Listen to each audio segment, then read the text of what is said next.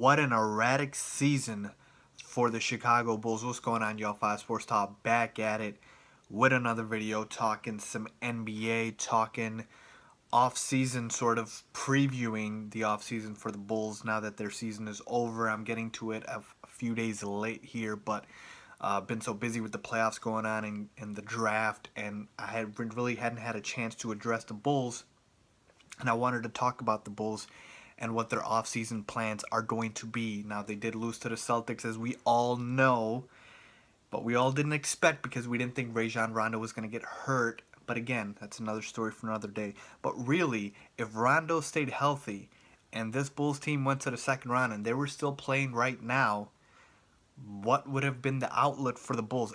It's so funny how many things changed from the Bulls just making the playoffs. But with that being said, here to discuss what the Bulls should do this offseason, what are their options like, who should they go after, and what should the roster look like moving forward. First thing is first, everyone's going to have the question of what exactly are the Bulls going to do? Are they going to go into rebuilding mode, or are they going to go after, go and build around Jimmy?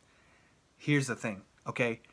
My thing and what I think our Packs are going to do, by the way, they're going to get grilled this offseason with a lot of these Fire Gar Packs chants, so I can't wait for that. Let's see what happens. I don't think they've done a terrible job like a lot of people think.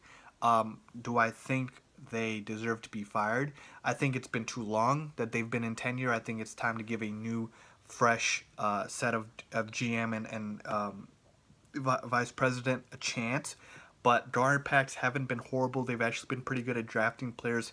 But with that being said, I don't think they're going anywhere. They've got too many relationships with the owner, with Michael Reinsdorf, the owner's son, that I just think their seats are as safe as can be. So let's just talk about what we can talk about, which is what will the Bulls do this offseason and what should they do.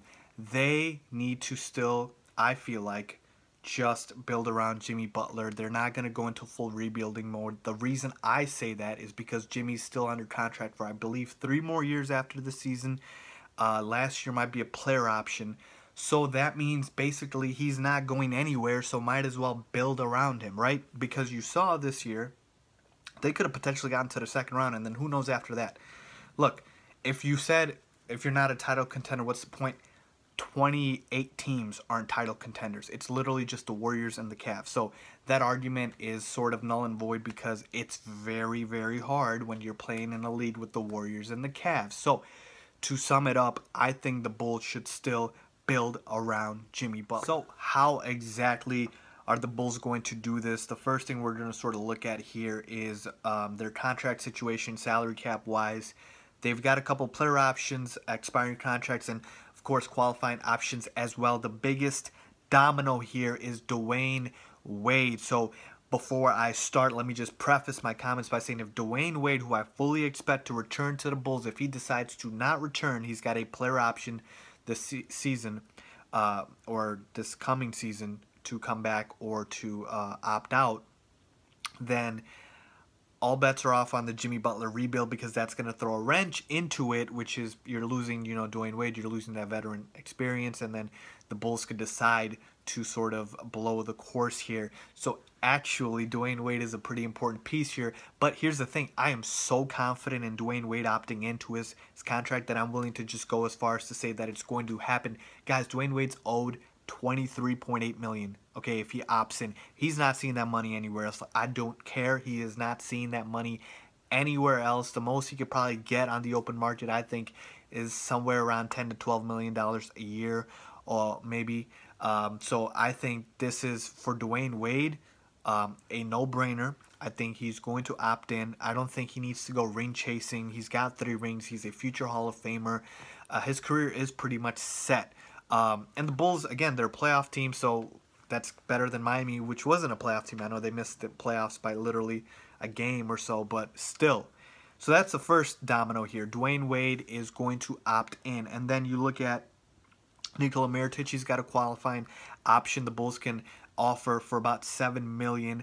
I would actually do this. I would extend that qualifying offer to Nico just because I feel like on the open market he's going to get paid stupid money, and you don't want to even if he's a restricted free agent. But again, if you decline it, he would be unrestricted. You don't want to let him go for stupid money. I still believe Nico can still be a productive player, and at $7 million, it's not too bad, especially in this market. So I'm for Nico, and the Bulls traded away Taj Gibson, and Bobby Portis is waiting in the wings, but they could always use power forward depth. So I'm extending the qualifying offer to Nico. MCW, Michael Carter-Williams, also has a player option. I'm declining that. Excuse me, he has got a qualifying option. I am declining that. MCW showed no signs of growth. He can't shoot. He does not fit well with this team. I'd rather invest in a better backup point guard because clearly he's not starting material. So I'm out on MCW. And then after that, you look into free agency. So let's get into free agency. So here's the biggest thing with free agency. There's actually a lot of big names here, most notably Chris Paul and Blake Griffin. I know Steph Curry is technically a free agent too, but he's not going anywhere. And these are the two big dominoes, and of course, this will occur only if Steve Ballmer, Doc Rivers, and company decide to blow up the Clippers. I'm skeptical, even though it's been, 5 years of the same situation with the Clippers.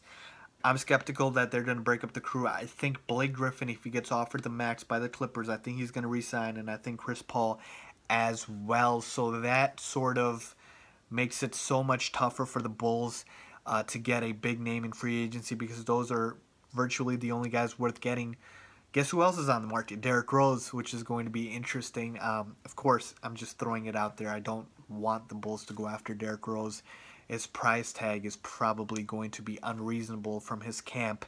But a couple of guys, if you add, the biggest thing that the Bulls were missing this season was productivity from the bench. When the starters went out, the bench totally could not follow through. They totally lost them games. Guys like J.J. Redick, James Johnson, maybe a guy like Shabazz Muhammad. These are some quality guys that you can get to fill out your bench. And then, sort of even start, if you will.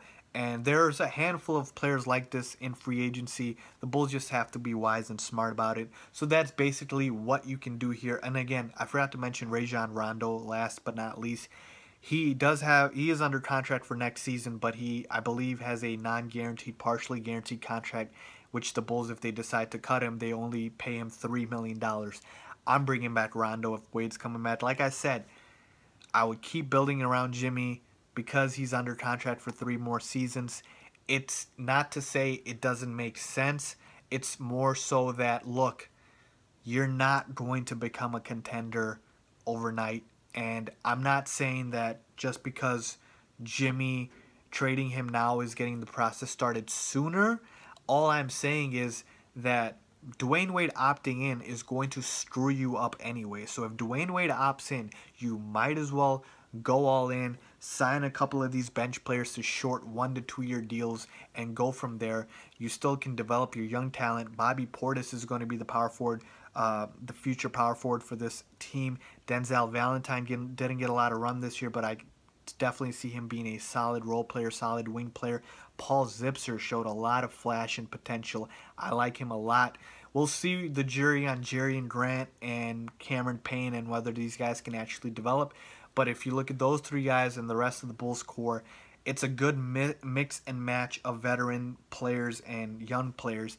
And a team that I would like to compare the Bulls to would be a team like the Utah Jazz, which has guys like Gordon Hayward, Rudy Gobert, but then you also got veterans like Joe Johnson, George Hill, and you see how they're progressing. They're going farther in the playoffs. So that's the blueprint here for the Bulls. Look, like I said, it's going to be very hard for you to become a contender. So the best option for the Bulls, I believe, is to just build around Jimmy and to do the following that I just mentioned. So let me know what you guys think about this. What should the Bulls do this offseason? Leave a comment down below. And as always, don't forget to subscribe. Thanks for watching.